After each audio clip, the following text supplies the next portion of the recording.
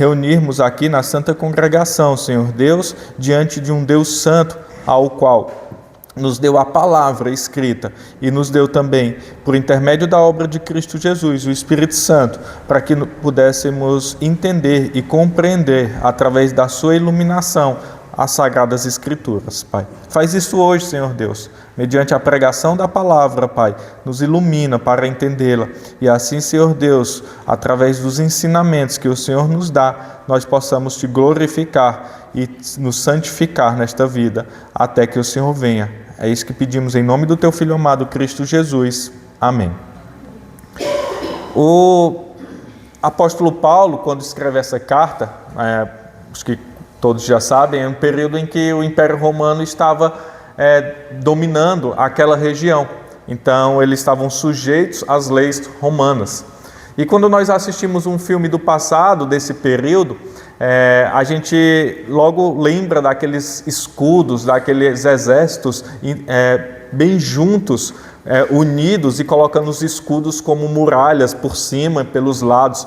Então esse era um momento de grande estratégia romano, quando todos eles se juntavam em soldados de 20, 30, 40, e eles todos com os escudos bem colados por cima e pelos lados avançavam na batalha. E assim as flechas não podiam atingi-los, assim os inimigos não podiam adentrar naquela formação e eles se tornavam mais fortes. Provavelmente, alguns estudiosos vão dizer que é esta imagem que Paulo tem quando escreve isto aos filipenses. Essa imagem de um grupo de soldados unidos, muito próximos um do outro, com seus escudos colados uns no outros e ali firmes, aguentando a batalha.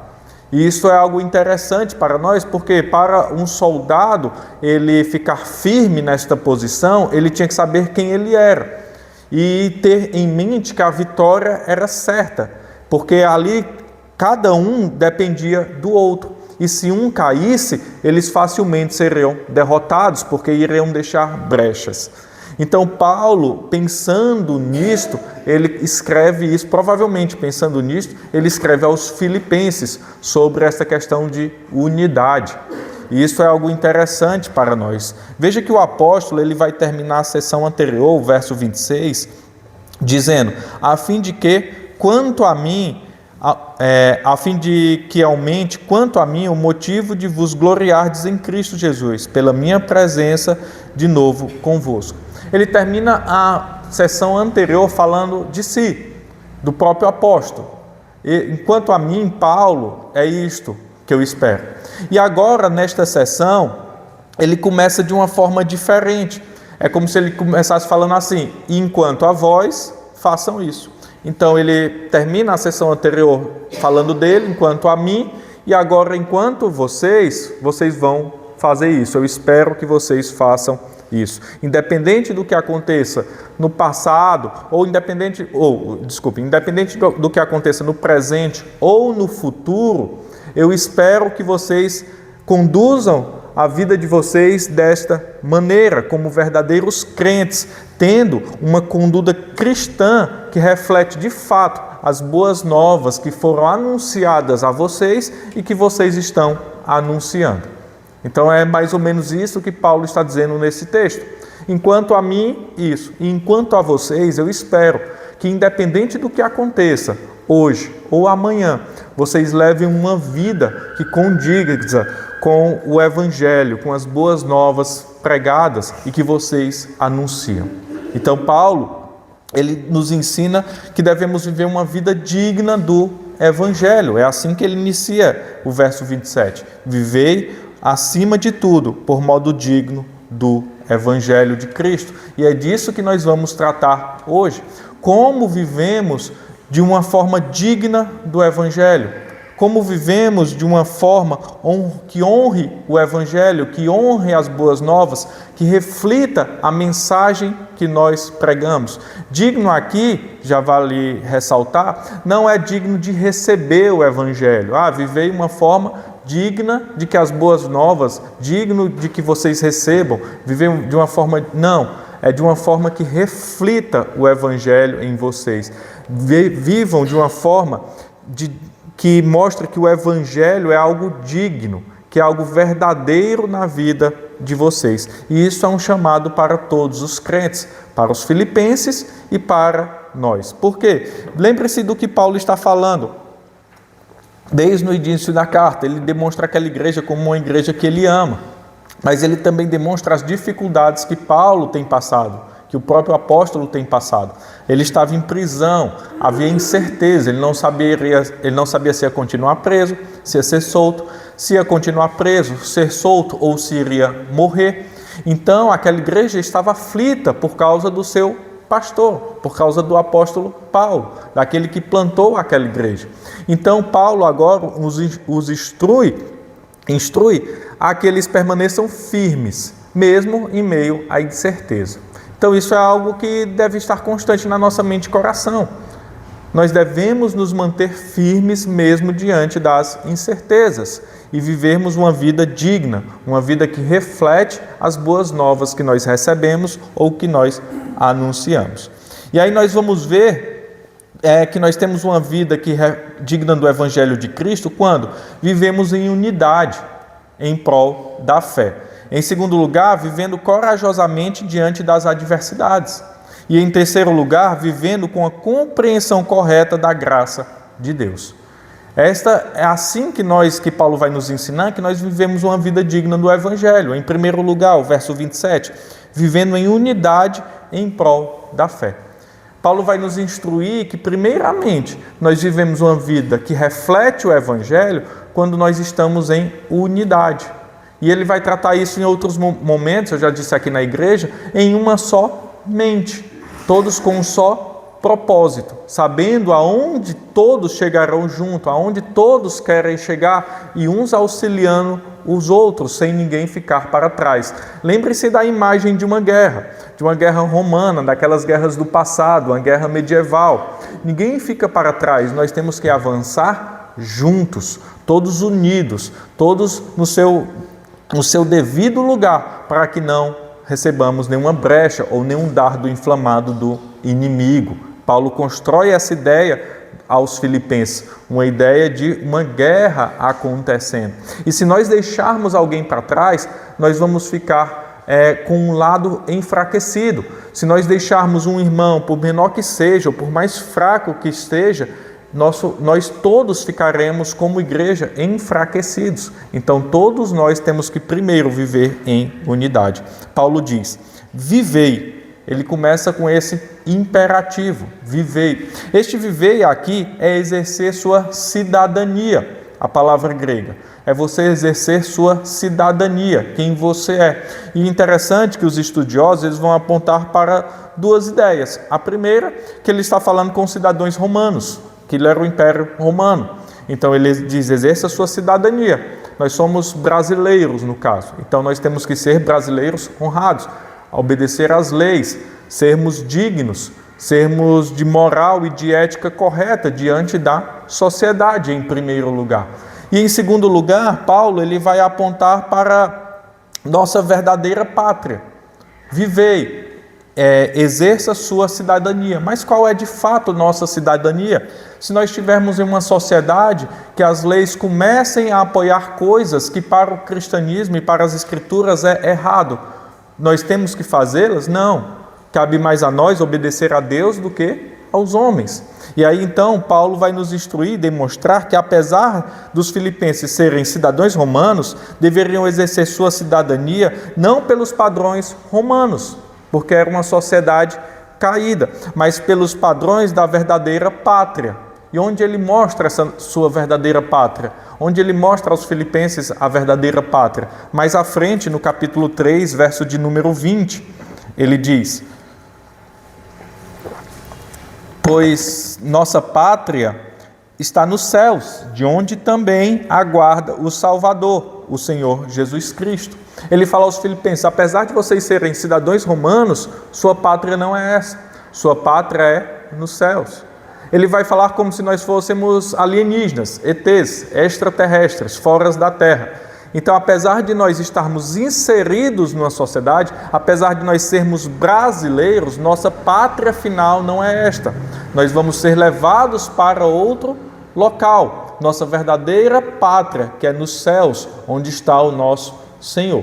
Por isso, nós não nos acomodamos aos padrões deste mundo, mas nós sabemos que nós temos que, em primeiro lugar, observarmos os padrões bíblicos. E então, através da lente das Escrituras, nós observarmos a sociedade que está ao nosso redor. E aí, então, ele diz, assim, naturalmente, sendo eles, os filipenses, ou nós, bons cidadãos do reino de Cristo, bons cidadãos da nossa pátria celestial, consequentemente, nós seremos bons cidadãos da nossa pátria aqui na terra. Então, se eu observo a Escritura, se eu observo o padrão bíblico de como eu devo me comportar com minha esposa, com meu marido, com meus filhos, com os meus pais, com a sociedade ao meu redor, e eu observo esses padrões e os sigo, consequentemente, eu serei um bom cidadão aqui neste país. Eu serei um bom brasileiro. E aí ele fala mais, ele diz, exerça a sua, continuando no verso 27, vivei, acima de tudo, por modo digno do Evangelho de Cristo, para que, ou indo ver-vos, ou estando ausente, ouça no tocante a vós outros, que estáis firmes em um só espírito, com uma só alma, lutando juntos pela fé evangélica. Veja, vivam por meio digno do Evangelho de Cristo. Significa para nós conduzir nossa vida de forma harmoniosa, com responsabilidade que o Evangelho impõe e com as bênçãos que ele traz. Então nós olhamos para as Escrituras e conduzimos nossa vida através dessas boas novas, através da responsabilidade que ela nos exige, daquele tesouro que nós estamos levando. Vivei sua vida, acima de tudo, por modo digno do Evangelho de Cristo Jesus. Então, nós observamos a palavra de Deus e então nós começamos a viver com base naquilo que ela nos instrui. É assim que nós vamos viver, como cidadãos dos céus e não como cidadãos deste mundo caído. E ele continua dizendo, para que eu ouça, ou indo ver-vos, ou estando ausente, ouça no tocante a vós outros que estáis firmes em um só espírito, com uma só alma, lutando juntos pela fé evangélica.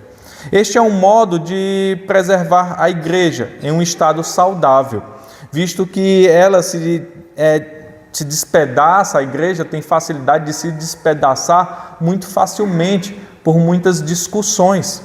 Então, Paulo agora vai instruir os filipenses que todos devem estar em uma só mente, com um só espírito, porque é muito fácil para nós nos despedaçarmos ou nos dividirmos por interesses próprios. Veja que a junção de espírito e alma aqui são importantes para o nosso entendimento, pois quando esses dois termos são fixados juntos, espírito, que é pneumate, denota entendimento. Aqui vocês vão ter um só entendimento, um só espírito. E enquanto a alma é psique, da onde vem psicólogo, psicologia, psique, essa psique que denota a vontade. Então vocês vão ter um só entendimento e uma só vontade. Vocês vão estar unidos em um só entendimento e uma só vontade.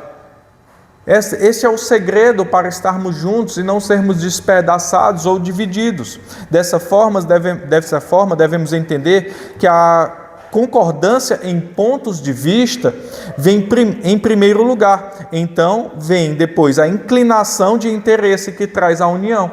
Então, em primeiro lugar, nós vamos reunir o entendimento e a mesma vontade. E aí, então, nós nos unimos como igreja. Por que nós estamos todos unidos aqui hoje? Porque existe uma igreja aqui em Itaporanga. Porque nós todos temos um mesmo entendimento das Escrituras e uma mesma vontade, que é chegar aos céus, que é encontrar o nosso Senhor. Então, isso que nos uniu. E tendo essa ideia primária, nada pode nos separar. Estejam unidos sempre. Paulo traz isso à memória. Vocês têm um só entendimento, vocês têm uma só vontade. Não entrem em discussões tolas, não se separem, porque vocês têm o mesmo propósito. Lutando juntos pela fé, lutando juntos pela fé. Então, com esse mesmo entendimento e com essa mesma vontade, nós estaremos juntos lutando pela fé evangélica, lutando com uma só mente sobre o estandarte da fé. Então veja, aquela mesma ideia de um batalhão, nós estamos avançando juntos, levantando o estandarte da fé, aquelas bandeiras de guerra que os soldados levavam. Nosso estandarte é a fé em Cristo Jesus. Nós temos uma só mente, nós temos um só propósito, estamos batalhando juntos, entrincheirados contra o inimigo, e uns protegendo os outros. Efésios 6,16 vai dizer assim: embraçando sempre o escudo da fé, com o qual podereis apagar todos os dardos inflamados do maligno. Veja o que Paulo diz aos Efésios: vocês estão embraçados com o escudo da fé, que vai os proteger dos dardos, das flechas do inimigo.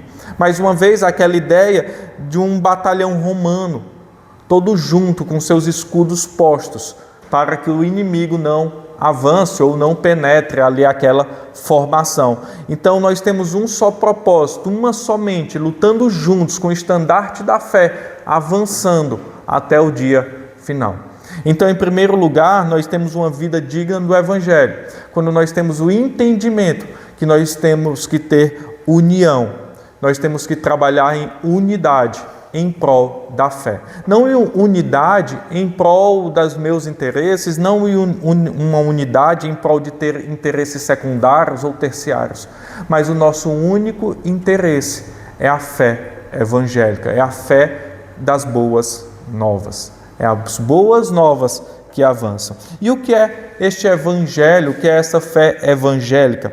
O evangelho é a história que Deus nos deu. É a história da redenção, é aquilo que Ele nos dá de mais maravilhoso, é a história de Cristo, é a obra dEle em nossas vidas. É isto que os apóstolos pregavam, é isso que a Escritura conta, de Gênesis a Apocalipse, as boas novas de salvação. É a história do nosso Senhor e não nossa. Muitos querem falar que é uma história nossa e centralizam um homem, colocam um ego no centro, colocam um homem no centro das Escrituras, mas não. Nós somos ali um coadjuvante, nós somos ali uma pequena peça no teatro de Deus.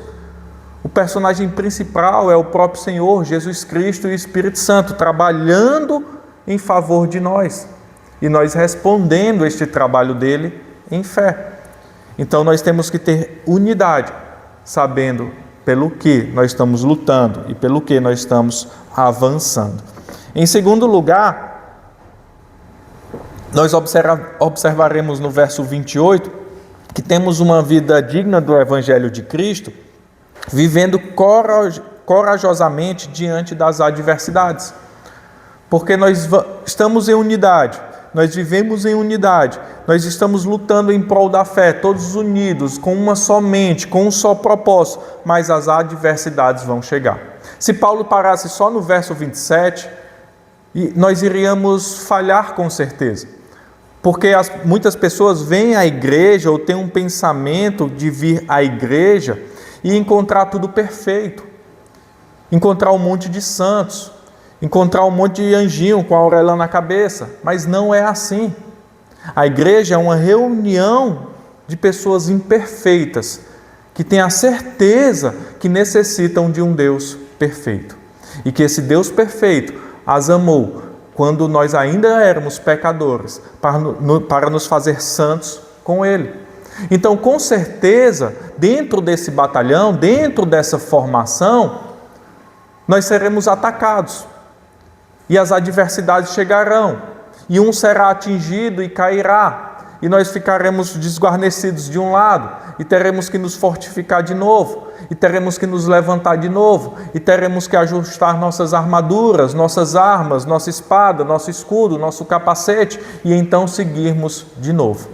Mas então Paulo, observando toda essa verdade, ele nos instrui que nós vivemos uma vida digna do Evangelho também, quando vivemos corajosamente diante das adversidades. Veja o que ele diz no verso 28.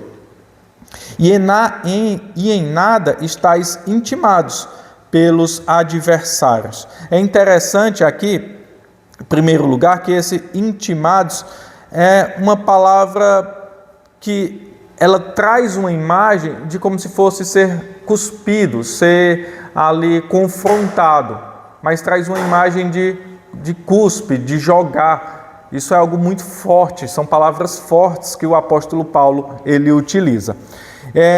Então ele nos instrui a sermos destemidos diante dos adversários que estão constantemente nos atacando, jogando dardos, cuspindo, falando, afrontando-nos. Então, isso é algo forte que ele traz para os filipenses. Por quê? Porque o apóstolo Paulo, quando escreve isso, ele estava preso. Possivelmente, ele seria levado à morte. Ele tinha isso em mente, que ele poderia ser levado à morte, como nos diz os versos anteriores. Você pode ler depois e relembrar. Então, ele não sabe da sua vida. Então, ele fala isso, olha, diante das adversidades da vida, estejais firmes. E isso é muito forte vindo do apóstolo quando ele está preso. Ao batalhar juntos, os filipenses não deveriam deixar-se intimidar, entrar em pânico com os ataques dos inimigos. Esta era uma das únicas falhas que aquele exército poderia ter, aquela guarnição poderia ter. Se um daqueles homens, vendo o inimigo avançar com suas lanças, suas espadas ou cavalos, um daqueles homens tremesse em sua base e ele caísse. Então o inimigo avançaria, mas todos eles teriam que estar firmes com seus pés firmados. E alguns estudiosos vão dizer que as sandálias romanas, como algumas chuteiras de futebol hoje em dia, ou de futebol americano, de alguns esportes que são na grama ou na areia, elas têm, que são aqueles pequenos espinhos, ou pregos, ou coisas que os fazem sustentar. Então, as sandálias dos soldados romanos, elas tinham aquelas pontiagudos, pregos embaixo, para que eles pudessem se firmar quando o inimigo avançasse, e estarem firmes com seus escudos, para poder resistir à pressão de ataques. Então é isto que Paulo está nos instruindo.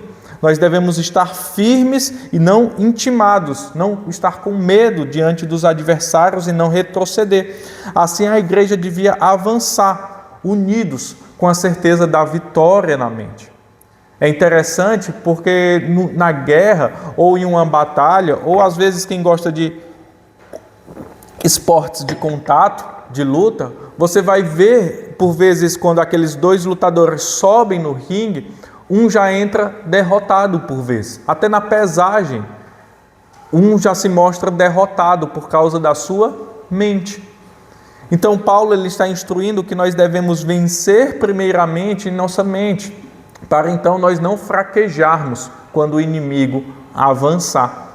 Então, nós devemos estar unidos com uma só mente e não ceder ao avanço do inimigo. A igreja deve avançar unida, com a certeza da vitória, com a certeza que venceremos. Algo aconteceu, algo nos balançou, algo nos feriu, mas o fim vitorioso é certo. Vamos nos reerguer, vamos ajustar, vamos colocar nossas armaduras de novo, vamos ajustar o que tem que ajustar, corrigir o que tem que corrigir, porque isso é passageiro. O Senhor já nos deu a promessa, como Paulo falou no domingo passado, que eu expus, e a promessa é certa, e o Senhor não fará ou não pode ir contra algo que Ele mesmo prometeu. Então isso não deve sair da nossa mente. E ele continua na segunda parte do verso 28. Pois o que é para eles prova evidente de perdição, é para vós outros de salvação, e isto da parte de Deus. A igreja não deve temer a perseguição. Nós estamos em um país que não há, de certa forma, uma perseguição severa. Depois você pode entrar no site do Portas Abertas e observar ali os países, a lista dos países com maior perseguição, como Coreia do Norte, como países de extremo do muçulmano, que você não pode pregar o evangelho, você não pode ter igrejas. Há alguns países que você pode até ser cristão, mas não pode expor isso publicamente.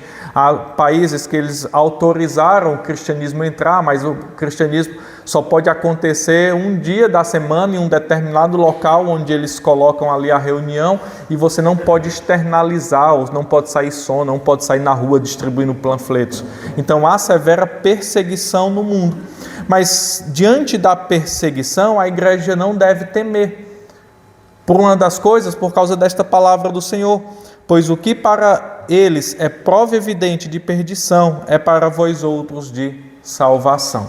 E aqui é interessante para nós, porque veja que a perseguição não nos salva. Eu morrer por Cristo, ou na minha mente estar morrendo por Cristo, isso não me salva. Eu entregar a vida pelo meu Senhor não me leva à salvação. E o que me leva à salvação? A obra de Cristo. A obra de Cristo, exclusivamente isso é o que nos salva. Porém, Paulo vai instruir-nos aqui, nessa segunda parte, que o ser perseguido, ou o até morrer pela causa de Cristo, é uma evidência da sua salvação. E nós podemos sim ter certeza da nossa salvação. Aqueles que são crentes, filhos do Senhor, eles podem sim ter certeza de que são salvos. Algumas denominações vão defender que não, que a pessoa não tem como ter certeza da sua salvação. Mas nós, seguindo a teologia dos reformadores e nosso entendimento das Escrituras, nós entendemos que sim, nós podemos ter certeza da salvação. Como? Pelos nossos frutos, pela nossa mente, pelo nosso coração, pelo que Cristo fala em sua palavra. Então, uma das evidências da prova que prova a nossa salvação, ou que prova a nossa fé, é a perseguição. E para os outros, aqueles que perseguem, é prova de perdição. Então, quando você for injuriado, perseguido pelo nome de Cristo, é motivo de alegria, de certa forma. Não que nós sejamos masoquistas, mas isto prova na nossa vida quem nós somos, pelo nome de Cristo. Porque por vezes um cristão é perseguido por causa do seu trabalho mal feito, ou por causa que está fazendo algo errado, e então diz, é só porque eu sou evangélico, é só porque eu sou cristão. Não, é porque você está fazendo coisas erradas mesmo. Porque muitos aí levam o nome de cristão, levam o nome de Cristo e fazem coisas erradas e aí culpam é porque eu sou crente. Mentira, é porque você está fazendo errado mesmo. É porque você está sendo um na igreja e um na rua.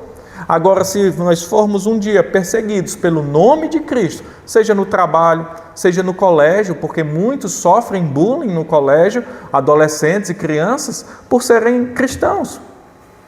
Já vi histórias de crianças que na hora ali do recreio, na hora do intervalo, vão lanchar, aí pegam ali seu salgado, seu refrigerante, seu suco, aí vão orar para poder comer e os amigos começam a tirar onda. Já vi colegas meus na adolescência e na sua juventude sendo chamados, tendo sua masculinidade ou sua feminilidade posta em dúvidas porque eles resolveram se guardar até o casamento. Isso é uma espécie de perseguição. Mas aí o que eles falaram? Tem bom ânimo, porque isso é prova que eu estou no caminho correto. Isso é prova que você está no caminho correto e prova da perdição deles. Então a perseguição serve como um selo. Aqueles selos antigos que eram colocados na carta, quando a Escritura vai falar de um selo, é aqueles quando pingava a vela, então colocava um anel para selar. Então a perseguição funciona como este selo. O Senhor sela em nós esta verdade. Lá em Mateus 5, 11 e 12 diz assim: Bem-aventurados sois, é o Senhor Jesus falando, bem-aventurados sois quando por minha causa vos injuriarem e vos perseguirem e mentindo disserem todo mal contra vós. Regozijai-vos e exultai, tenham muita alegria, deem saltos de alegria, porque é grande o vosso galardão nos céus, pois assim perseguiram aos profetas que viveram antes de vós. Mateus 10, 22, o Senhor também diz: sereis odiados de todos por causa do meu nome. Aquele, porém, que perseverar até o fim, esse será salvo. Olha as palavras do Senhor Jesus. Vai ser tudo uma calmaria, vai ser bom demais. Depois que vocês que se converterem, é casa nova, carro novo, é prosperidade, é só bênção, é dinheiro no bolso, dê seu dízimo que vem muito mais. É isso que Jesus diz? Não, isso quem diz são os falsos profetas. O que Jesus diz? Olha, pessoal, deem pulos de alegria quando vos perseguirem por causa do meu nome. Sorriam quando vos injuriarem por causa do meu nome. Ei, vocês que estão me seguindo, sabe o que é que vai acontecer com vocês? Sei, nós vamos prosperar. Não. Olha o que ele diz para os apóstolos. Vocês serão odiados. Mateus 10, 22. Qual é a religião que diz isso? Qual é o Deus que diz isso? Me sigam, deixem tudo por minha causa, abandonem seus amores, abandonem se preciso for suas casas, abandonem se preciso for seu país, para me seguir. Para nós sermos felizes? Não, para vocês serem odiados por causa do meu nome. Mas se vocês forem odiados por causa do meu nome, eu prometo que vocês serão salvos. E então, eternidade. Nós não vivemos um evangelho mentiroso. Nós não vivemos um evangelho ou não estamos dentro de uma verdade mentirosa que nos promete coisas falsas. Mas nós seguimos um Senhor que diz: abandone tudo o que tem e siga-me. Como ele disse ao jovem rico: tome a tua cruz e siga-me.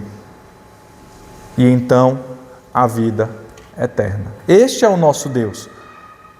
Esta é a verdade. Mas sejais felizes quando vos perseguirem.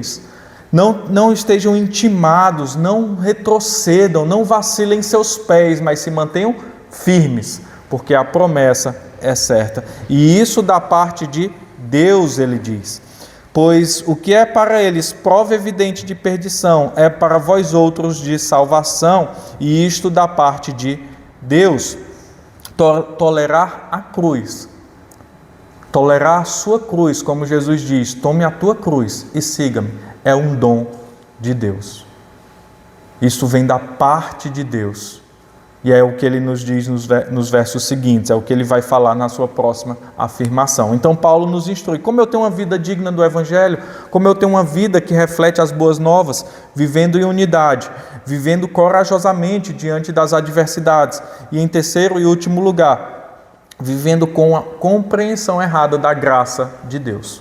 Porque nós muito podemos pensar que ao me converter a vida vai ser muito tranquila. Pelo contrário, quando eu me converti, aí começou os problemas, porque aí minha mente começou a ficar inquieta, meu coração começou a ficar inquieto. O que antes eu gostava, agora eu não posso mais fazer. O que antes eu queria fazer, agora é o espírito batalhando contra a carne. Nossa mente às vezes não consegue nem dormir. E aí então amigos te abandonam, aí então pessoas te acusam. O evangelho não é fácil. Mas aí nós temos que ter um entendimento correto da graça de Deus. O que é essa graça? É só bonança? Que Deus bondoso é esse? Depois que eu me converti, eu só passei por aflições? É a graça de Deus em você, te provando. Paulo diz nos versos 29 e 30. Verso 29. Porque vos foi concedida a graça. Graça é um favor imerecido. É algo que você não merece e Deus te deu. Algo bom. Então, veja, você é imerecedor deste presente que Deus está te dando. Porque vos foi concedida a graça de padecerdes por Cristo. E não somente de crer nele. Deus te deu um presente maravilhoso. Um presente que nenhum tesouro no mundo pode comprar. Qual presente é esse, pastor? O de sofrer por ele. Epa, mas espera aí. Eu não quero isso não. Que história é essa? Que Deus é esse? E aí isso é muito interessante. Por quê? Porque os apóstolos, você depois pode ver no livro de Atos, eles cantavam, sorriam e ficavam alegres por serem dignos de sofrer pelo nome de Cristo Jesus. Por serem dignos de serem participantes do sofrimento de Cristo Jesus. E nós vivemos em uma sociedade hoje que só quer os benefícios. Nós não queremos também sermos participantes da obra, mas queremos os benefícios. Como é que muitos procuram a igreja? Eu vou naquela igreja. Isso é muito comum nas grandes cidades, São Paulo, você vê isso bastante, Fortaleza também, da onde eu sou, você vê isso bastante. A igreja que oferece mais. Essa igreja tem estacionamento, tem fliperama para os meus filhos, tem, muitas igrejas têm, então você deixa o filho lá na área kids, tem fliperama, tem brinquedos, tem futebol, tem o PlayStation, tem o que ele quiser, e então tem estacionamento, tem o que? Tem elevador, tem isso, tem aquilo, tem um café depois, tem um Starbucks dentro da igreja, tem uma pizzaria dentro da igreja, o que é que tem? O que é que ela me oferece? E então eu busco pelo benefício e não pela obra. Porque vos foi concedida a graça de padecerdes por Cristo, e não somente de crerdes nele. Até mesmo os próprios sofrimentos são evidências da graça de Deus. Você está sofrendo? Seu coração está apertado por alguma coisa? Sua mente está cansada? Às vezes você fica naquela dúvida, então, meu Deus, como é que eu saio dessa situação? Eu sinto algo, eu sinto algum sofrimento? Pense, isso é graça. Primeiramente é graça, por quê? Porque te incomoda, isso já significa algo bom. O ruim era se não te incomodasse. Assim diz Calvino. E, no entanto, o que é mais certo, senão que a mais elevada honra que nos é conferida pela graça de Deus, pelo favor imerecido de Deus, pela graça divina, por seu nome sofrermos ou opróbrio, ou prisão, ou miséria, ou torturas, ou inclusive a morte, pois nesse caso ele nos adorna, ele nos enfeita, ele nos dá esse presente de nos enfeitarmos com suas marcas de distinção. Quais são as marcas que distinguem Cristo de outro ser? As chagas, o sofrimento, a dor, a coroa de espinhos, as chicotadas que fizeram seus ossos aparecerem, o seu corpo ser tomado por sangue, a ponto de Isaías 53 falar, nele não havia beleza nenhuma, porque ele estava desfigurado dos chicotes com espinhos, que fizeram seus ossos quebrarem, que fizeram seus ossos aparecerem. Essa é a distinção do nosso Deus para outro Deus. E Ele nos deu a graça de sermos participantes por eles. Nós estamos aqui hoje reunidos em Itaporanga, mas muitos dos nossos irmãos morreram entregues a leões, morreram espancados, morreram queimados em Roma, morreram perseguidos, morreram pelo Estado Islâmico. Isso não há 500 anos atrás, isso não há 1000 anos atrás. Se você der um Google e procurar cristãos cóptas, ISIS, Estado Islâmico, e bota ISIS, cristão, você vai ver um grupo de cristãos sendo levados a uma praia. Não para curtir um acampamento, não para curtir uma confraternização, mas para terem suas cabeças cortadas. Os cristãos coptas, nos anos 2000, não faz muito pouco tempo. O que nós estávamos fazendo? Talvez almoçando, talvez acordando, talvez nos preparando para dormir, enquanto irmãos nossos estavam morrendo. E é interessante dessa história é que uma das mães desses cristãos coptas, cristãos egípcios que morreram, ela foi falar em uma rádio. E aí o radialista, o entrevistador, ele pergunta, tem essa entrevista, depois você pode procurar no YouTube, ele pergunta qual o sentimento que ela tinha daquilo que aconteceu com seu filho e com os amigos dele. E aí um desses que estavam lá, interessante, que ele não era cristão, mas ele se converte vendo seus amigos não negarem o nome de Cristo diante da morte. Então aquele homem que não era nem cristão é levado à morte também, porque ele se converte no cárcere. E aí a mãe dele, de um desses que morreu, ela diz, eu louvo a Deus pela vida do meu filho, também louvo ao Senhor e agradeço pela vida daqueles que mataram meu filho, porque eles testificaram que a fé do meu filho era verdadeira. E nem em face da morte, como diz lá em Apocalipse 12:11, eles negaram a sua fé. Nem em face da morte. Então a mãe agradeceu. E assim, este sentimento que Paulo está falando aqui. É esta verdade, porque vos foi concedida a graça, o favor imerecido de vocês padecerdes por Cristo e não somente crerdes nele. Por vezes é constante nós observarmos antigamente, muitos cristãos, eles iam para o campo missionário, escolhiam os países mais difíceis. Hoje, cada vez mais, nossos missionários estão escolhendo países difíceis para pregar o Evangelho. Não os questiono, porque todo lugar deve ser pregado o Evangelho. Mas e a janela 1040, aquele local de extrema perseguição? Como o Evangelho chegará se eles não forem? Paulo está nos mostrando claramente a fé. Está mostrando claramente a fé. Lá em Efésios 2:8, ele vai dizer: porque pela graça sois salvos mediante a fé, e isto não vem de vós, é um presente, é um dom de Deus. É um dom de Deus também sofrer pelo Evangelho. Tanto quanto a constância de suportar aflições e perseguição é um dom de Deus. Então, se nós cremos que a fé não é pelos nossos méritos, mas é um presente de Deus, também é um presente de Deus nós padecermos, sofrermos pelo nome de Cristo. E tenhamos ânimo quando se um dia nós sofrermos por este nome. O texto aponta que Deus concedeu 2 privilégios ligados a Cristo. Um, crer em Cristo, o outro, sofrer. E normalmente nós tendemos a considerar somente um presente, que é a fé. A fé é o meio pelo qual nós somos salvos. A fé é o meio pelo qual nós somos salvos. E o sofrimento é o meio pelo qual Cristo prova a nossa fé. Assim nós devemos estar contentes quando nós sofrermos, não qualquer sofrimento, mas sofrermos pelo nome de Cristo. E assim, então, nós temos uma compreensão correta da graça de Deus nos momentos de dificuldade.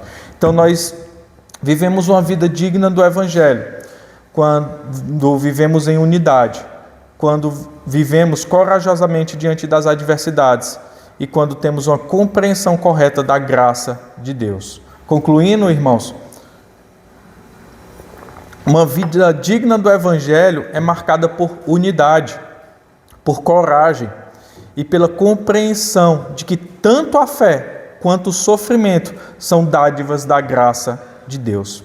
A preocupação do apóstolo Paulo é a mesma de todo pastor neste texto, para com suas ovelhas.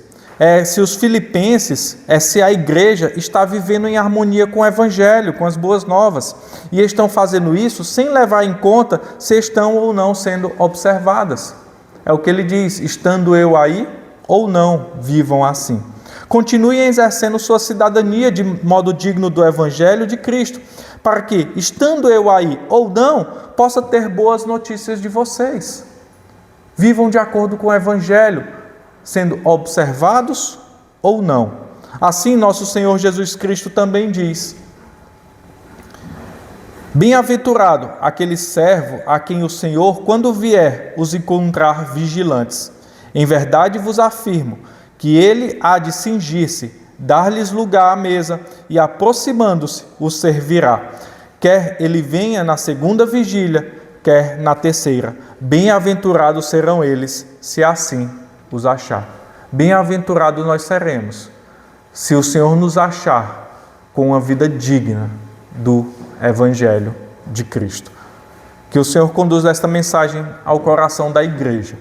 Vamos nos pôr de pé neste momento e entoar um hino de resposta ao nosso Deus, o hino Pendão Real, 303, no nosso inário, mas passará na projeção.